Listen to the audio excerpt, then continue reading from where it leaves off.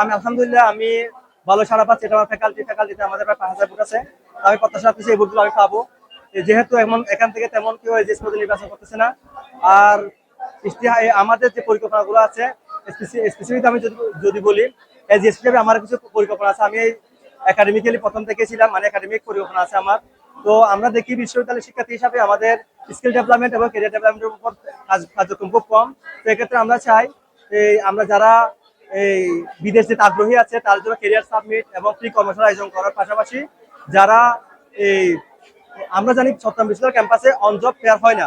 তো আমরা যদি নির্বাচনে আসতে পারি আমরা শিক্ষার্থীদের জন্য অন জব ফেয়ার জব কর্মসূচি পালন করব।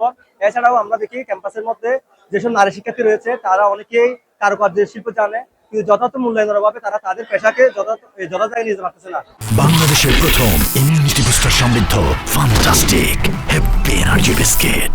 এক্ষেত্রে যদি আমরা নির্বাচিত হতে পারি আমরা মেয়েদের জন্য উদ্যোক্তা মেলা কর্মসূচি আয়োজন করবো, যেটার মাধ্যমে তারা তাদের যে এক্সপার্টাইজ আছে এক্সপার্টাইজটাকে বাইরের জগতে তারা দেখাতে পারে।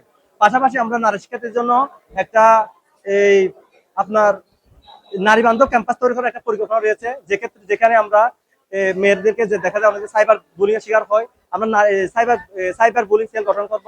আমরা জানি চট্টগ্রাম বিশ্ববিদ্যালয় ক্যাম্পাসে যৌন নিপীড়ন প্রতিরোধ সেল আছে, কিন্তু এটা যথাযথ কার্যকর না। আমরা এই যৌন নিপীড়ন প্রতিরোধ সেলকে আরো কার্যকর করে তুলবো, যাতে আমাদের নারী শিক্ষার্থীরা নিরাপত্তা ফিল করেন।